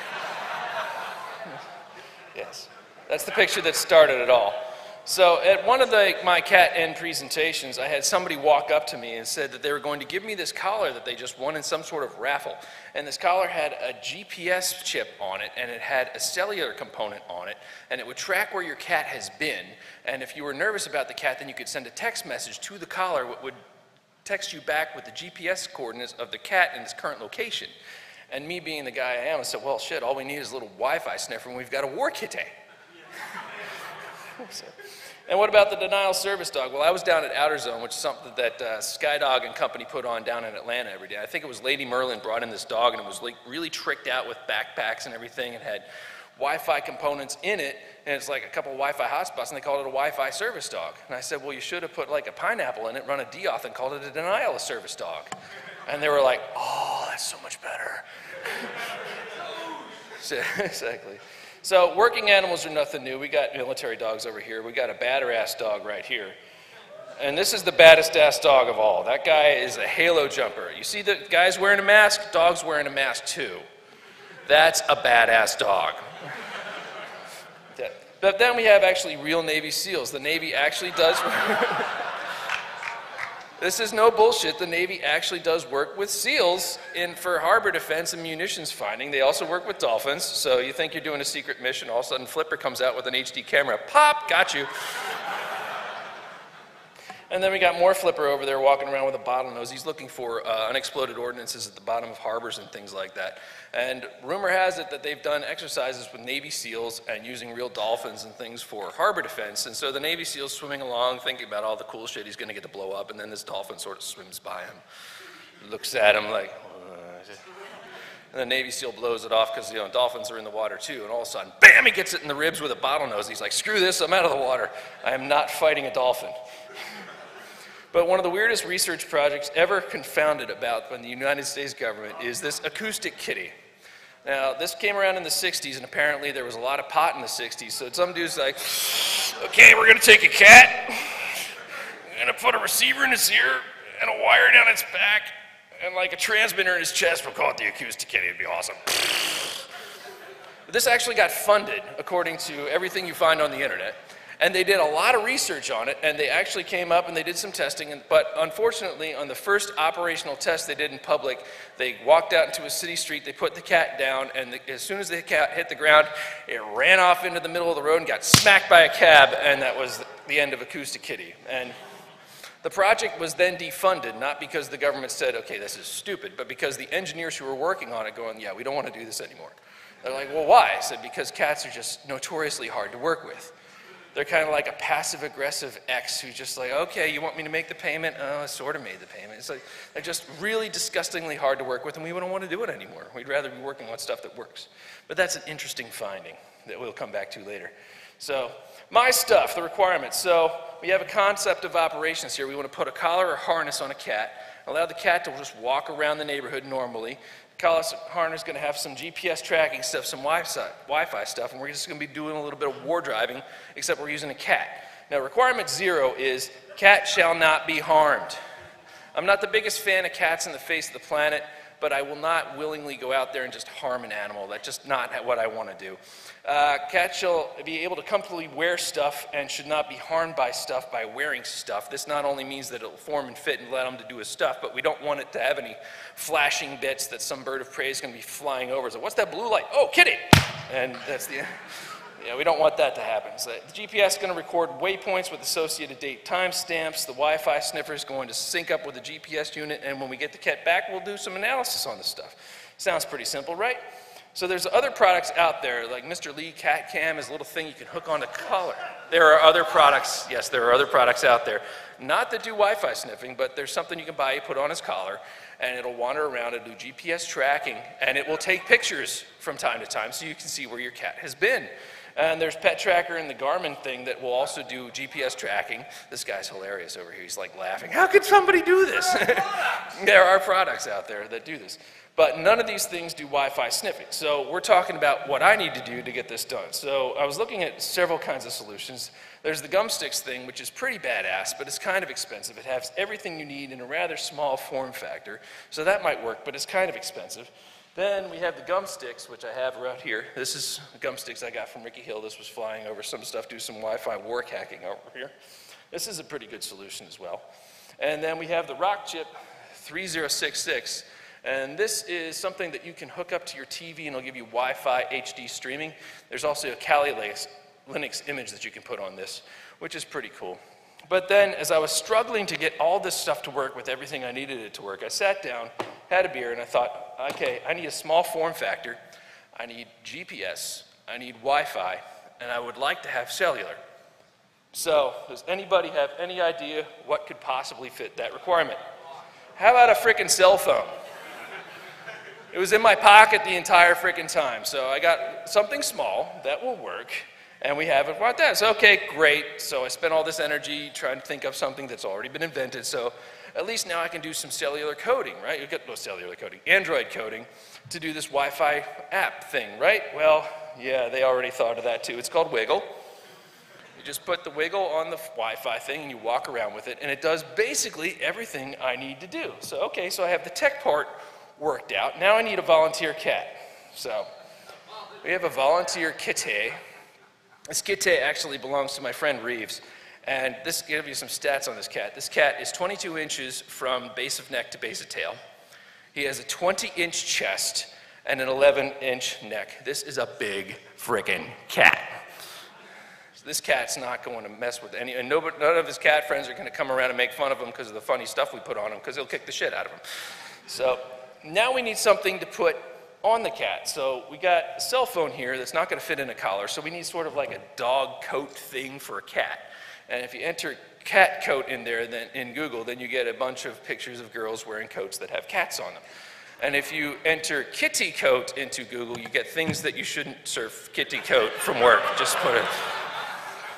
And then my friend Reeves sent me a picture of this, which is pretty cool.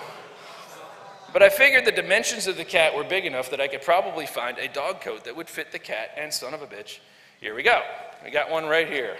It actually fits the cat. So, plan is to put the tech in the coat, put the coat on the cat, send the cat out for a walkabout, recover data when the cat returns, and profit, right? Yes, so step 1, tech goes in the coat, right? Step 2, coat goes in the cat. Doesn't he look happy? This is the happiest cat on the face of the planet right here. Yes. And then step 3 is we let the cat out. And now we have step 4 where we wait for the cat to come back and profit, right? Wrong. Yeah, I don't know if you can see that. That's his backyard. He made it that far. So, what's the solution to this? Well, we obviously didn't put it on tight enough. So, you get the cat, get the tech in the coat, get the coat on the cat, put it on real tight this time, right? And we send him back out again, and we wait. And we wait, and we wait, and we wait. And he's not coming back at his normal scheduled time. And we wait some more, and people are starting to get nervous, and all of a sudden at the back door we hear a meow, and we go to the back door, and bam. Now, I don't know if you noticed this, but I'm going to show you that there's a cat going out. There's a cat coming back. We're missing something, and it's the coat. And there's the last GPS hit on where we think the coat was, but we took a walkabout, and it's not there. So, then we move on to lessons learned. Cats are really damn hard to work with. And always test your stuff before you send out the expensive stuff when you're working with cats. So put the coat on him and see if he comes back with the coat before you put your cell phone in there, because then you're going to need another Amazon Prime account to go get another cat. But honestly, everybody was kind of scared that the cat didn't come back for a while, so we're not going to put the coat back on the cat and send him back out again. I figure we're going to work with a much smaller form factor with the same kind of capability. So talking to my friends, and they're recommending the Arduino stuff, thinking we could probably get that taken care of, put it together, get it down to a form factor that will go in this little case here, which will actually fit around his collar, and we've got pictures of cats and collars wearing. This is one of the garment holder-on things. So tons of Arduino stuff out there. Like I said, this is work in progress, so stay tuned for more Kite action. So now we move on to denial of service dog, and yeah, I got nothing yet. I spent so much goddamn time working on the freaking cat. But plan of action is we got pineapple that we can put in there. There's a TV Be Gone that you can put in there, and basically that's a wonderful thing. I figured that'd be great to work around Super Bowl time frame, walk down the street, let's go for the touchdown. What the hell? Wi-Fi war mushing sounds good to me. But another friend of mine sent me a white paper at the 22nd Usenix, which happened back in August here. It's a presentation called Let Me Answer That For You. ShmooCon is open source mobile communications. BB stands for baseband. And basically, they put some special sauce into the baseband of a phone, flashed the phone with that baseband, and they figured out that if they wanted to take over your particular cell phone, they could do that from their baseband. So all the text messages would, instead of going to you, they'd go to him. They also figured out that they could pretty much take out a cell tower and probably a large geographic area with this ShmooCon BB, a bunch of German guys. They did some really cool work, and that sounds like a lot of fun to play with. So what do I do next? I don't know. A little backpack on a rabbit action going on. Yeah, so that's where I am with that. Thank you very much. Any questions? We're good? Thank you very much, guys.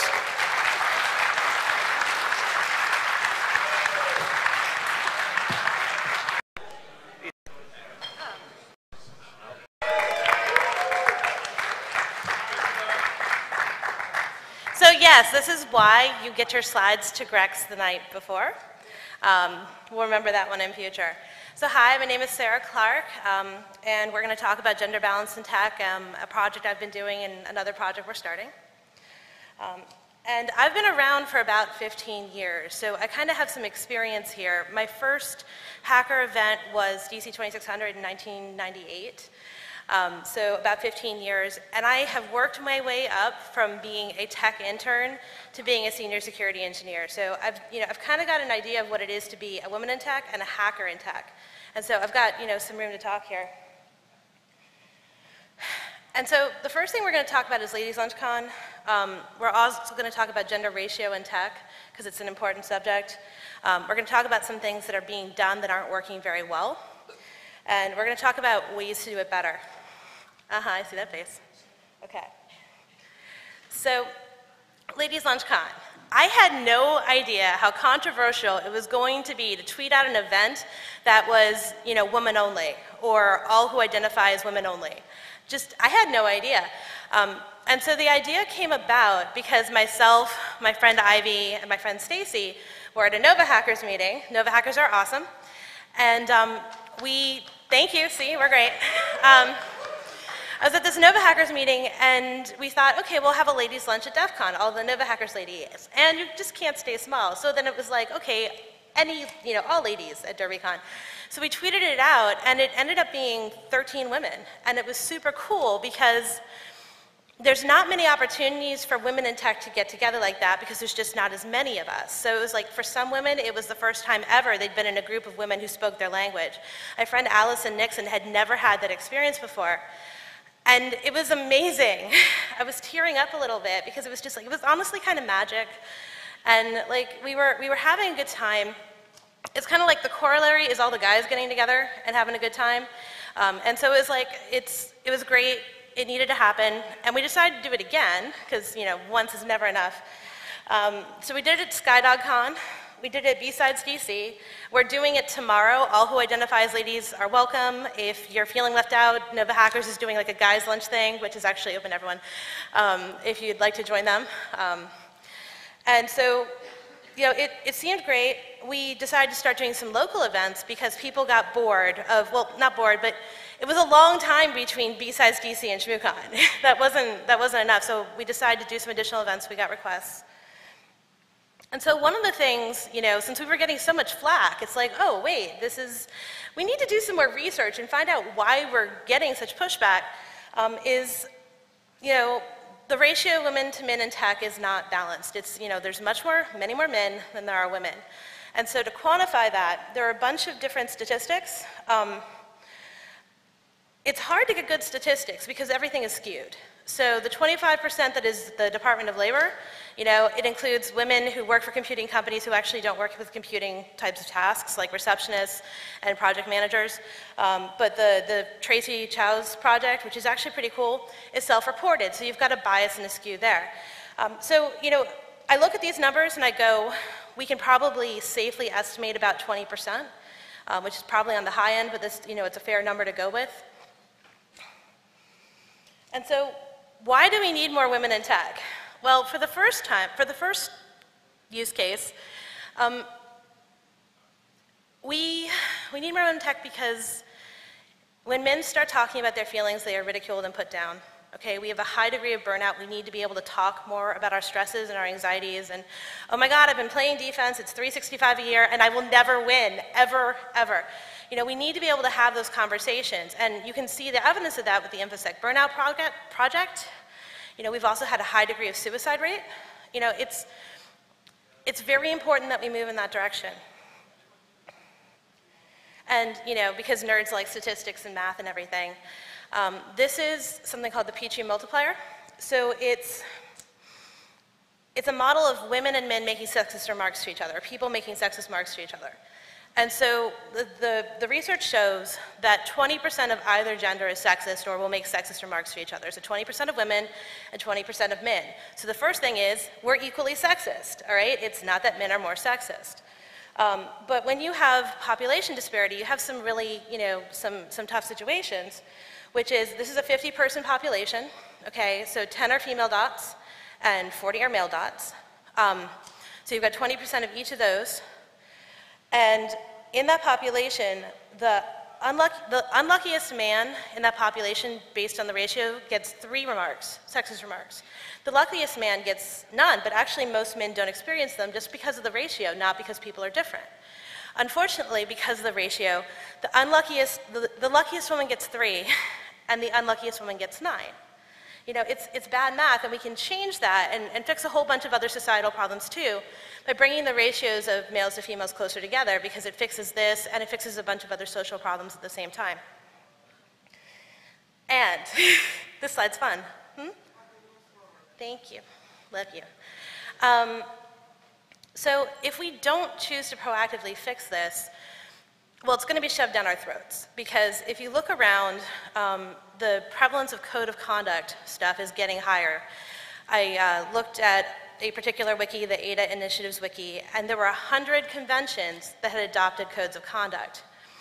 And 84 of those, yes, I think so, 86 had adopted codes of conduct based on the ADA Initiative's sample code of conduct. My problem with that sample code of conduct is that there's way too many ways to go wrong. So it's gender, gender identity, body, race, disability, physical appearance. I don't like your beard. I love you to bits. Just saying. No, I don't. I actually have a problem with your beard. But there's so many different ways to go wrong. And we're nerds, and socially awkward is not new to us. You know, like, so that's a problem. And a great example of that is the Adria Richards Donglegate situation. Because dongle, just saying dongle, right? Dongle. Dongle, right? So the situation was is that two gentlemen were sitting behind Adria, and they were making dongle jokes. Okay, it's a funny word, I'm just saying. And so that and some other comments about forking, just saying. And she got offended. And instead of saying, hey, guys, come on, cut it out, right? Or getting up and leaving the room or walking away or, you know, in any way engaging in a nonviolent cooperative solution communication, she tweeted a picture of them and complained to the organizers and cited this code of conduct as the reason, you know, it was acceptable for her to behave in this way. And she got the guy fired, or one of the guys fired, and the internet's reaction was not positive. The Chans don't like that, apparently. And so she got DDoSed, or her company got DDoSed, and then she got fired, all right? So that's one reason I really hate it. The other reason is B-Side San Francisco 2013. I was not there. I have not spoken to any organizers about it. I only know what I've seen on blogs. So this is, you know, what I understand. That from what I can see, an individual contacted the organizers saying that the talk, you know, was sexual in nature and that it was inappropriate for those subjects to be around women because it might, you know, make women feel bad or make it unsafe for women. Banshee may kill me. And so that's not cool for many different reasons, because what ended up happening is, you know, things happen very quickly, and the talk ended up getting pulled. And it was a great talk. It had been done at a different B-Sides. You know, it wasn't that B-Side San Francisco didn't want the talk. You know, it was a great talk. It was a recognized presenter. And, you know, I think that we're all sexual beings. I think that we have to recognize that. And trying to regulate how we communicate in that way doesn't work so well. So, thank you. And so, my problem with this policy is not that I want or think it's okay for people to harass other people. My problem with this policy is that it allows, you know, anyone in an organization that has this policy to say, I don't like this overheard conversation, and, you know, react, get them punished, up to getting blackballed. And in this community, all you have is your reputation. When your reputation goes bad, find a new job or find a new community, you know, depending on how bad you get. And so I'm not okay with that because it's just based on a perception. There's so many different ways to go wrong. I'm also not okay with one person being able to control the conversation, because that's not what we're like, right? We're hackers, right? And so that's my other major problem with it. Idea is a great idea, but no, the implementation is bad. And so what has it caused? Men are more afraid of being around women in tech than ever. The conferences that have this, guys are like walking on eggshells, or they don't go at all. And it's unacceptable to me, but I don't speak for them. It's also, if you express an opinion that these codes of conduct are wrong, well, then you're deemed as part of the reason you need a code of conduct. That's not cool either. And so I want to offer you what, if you have to have a code of conduct, something I find acceptable or comfortable, which is that the furries have some really good ideas. I know, they're great. Love me some furries. Okay, so Anthrocon is a furry convention that's like 5,500 people in Pennsylvania. And they have had 2 complaints or 2 issues, as far as I can tell, on the internet ever. One was outside of the building, so not where security was. And the other was reported, a rape that was reported via social media, but not to the conference organizers or the police. Okay, so that says something there about, the event. I'm not ever trivializing rape. It's a horrible experience, but that's one report. In Forever, okay, they do a great job, and there's 5,500 people, and the furries totally have a blast. They drink and they go and look at presentations on sex, and they buy adult, furry drawings, and they do all of the things that are awesome, and they don't have problems. So the reason they don't have problems, I reached out to Uncle Cage, who is the chairperson over at Anthrocon, because if I'm going to suggest something, I want to make sure I can stand behind it. And they don't have problems because the security staff is very present, and they are members of the community, so they're always moving around, because it's a tight-knit community and nobody wants to mess up a good time. And because if you mess up, bad enough that you get the chairperson's ire and he rules, you're out, you're banned, goodbye. And so because of that, they don't have problems. And I love that tone. I think that there's certain parts I really like, and the first part is the golden rule, which is basically that's the policy, and everything else in that document was added because someone did something, so you had to make sure there was a statement for it. But hackers do really well, and I think people do really well with minimum rules on what they can't do, instead of, expect us to be adults, right? Have a high-level policy statement, and if you're a jerk, go by. Okay, then we have to add a line of policy. But don't over-regulate us, because then people start trying to find ways to bend the rules or break the rules or rebel against the rules. And if you look at some of the stuff at CCC, there was, someone did creeper cards, and people did not take that very well, You can't regulate us, we just get very cranky.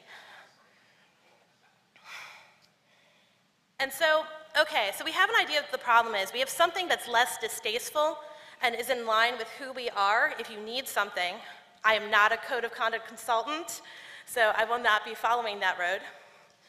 And then you go, okay, so why aren't there more women in technology? Because, it's obvious we kind of need more women in tech. They're awesome. I love other women. I think it's cool. They're awesome. It's nice to have women around. I love having men around too, so don't feel left out. And the reasons are, women don't get into tech because they don't think it's fun, they don't think they can do it, or they don't think they'll be working with people they like. And those are perceptions that can be changed. And so I've got together, my friend Stacy and I have co-founded a project to bring more women into technology and to balance the gender divide, because as soon as we can do that, I can pick a new project. But I'm really kind of we need to do this as a community. There are just so many good reasons. The advisory board, so to speak, is we have immediately brought in people to have strong, listen-to opinions. Conrad is a guy, and Trish is transgender, because we know these are really, really, really, really, really important things to have involved in any, or people, or gender types, or help me out here, but to have in any conversation about gender. Okay, so that was really important to us. And so what we're looking to do is to create bridge environments. So, hi, you're a person going to a Boys and Girls Club, or you're a high school student, or you're a community college student, or a college student, or just someone I met at work, or anyone who's interested in tech or might be interested in tech. Create opportunities for women who are interested to interact with each other without getting picked on by each other, because we can be incredibly cruel to each other, and it's bad. And we're cruel to each other because partly we're taught that we have to compete with each other for resources instead of we have to compete with everyone for resources. And it creates a really negative vibe and a lot of backstabbing and heartache. And so it's got to change. We have to create safe ways for women to interact with each other positively.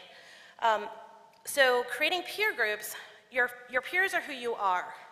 You put yourself in a group of people who are better than you, who are positive, wonderful people, and you become better. I have firsthand experienced that in my own life. And so creating ways for women to peer with each other. Creating, women's only and open invite educational opportunities, because you don't have to like it, but you do need women's only educational environments, because some women will not raise their hand otherwise. And it's sad and it's heartbreaking that we have to do it, but it has to be done because, like, you sit them in a class and you watch them and they don't do anything, they don't raise their hand, and then you put them in a class where it's all women and they start doing this, and it's amazing. I wish we didn't need it, but it has to be done.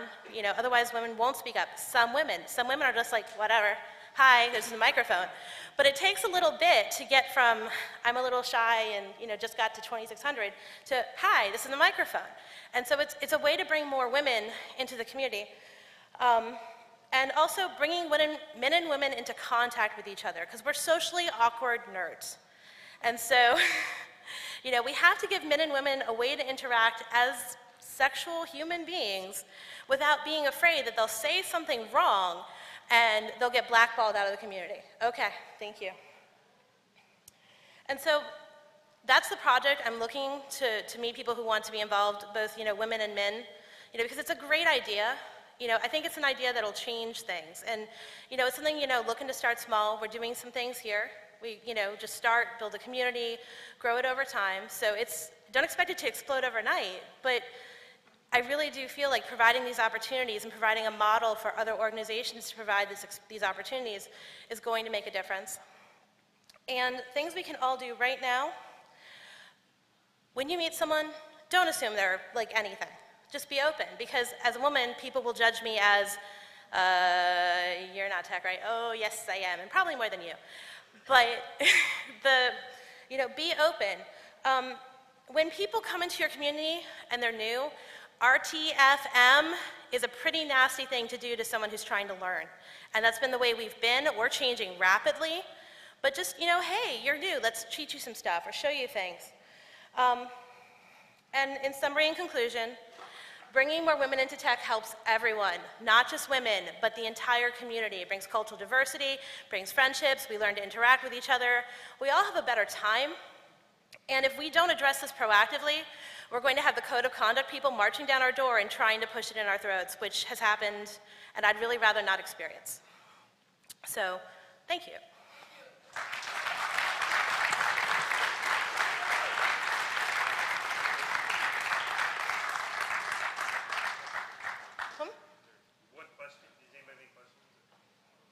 Hi.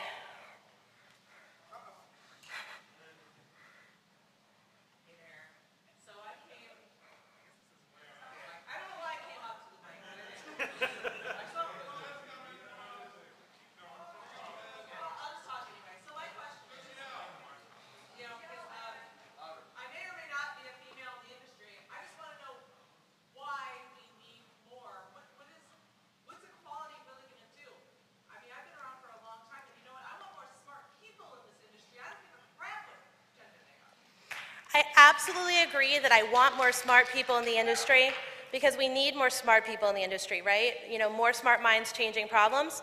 And I also want to say that we need it because we need more viewpoints. Diversity of viewpoints is a beautiful thing. When you have companies that have a more diverse workforce, they're smarter and more successful. And I firmly believe that we need that diversity in the community.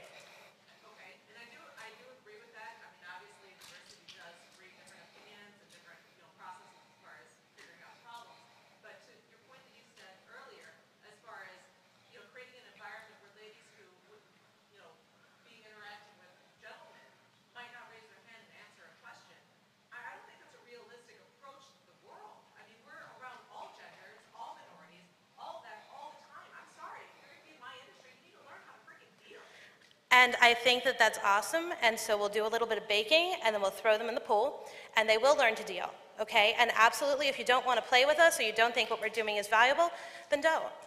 You know, this is what I see is needed. You don't have to agree with me. Okay, thanks. Are there any other questions?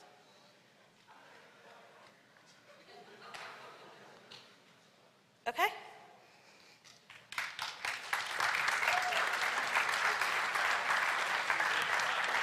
So just a final reminder, 6:15 tomorrow. I should have more goodies to throw out to people tomorrow night, so be sure to come.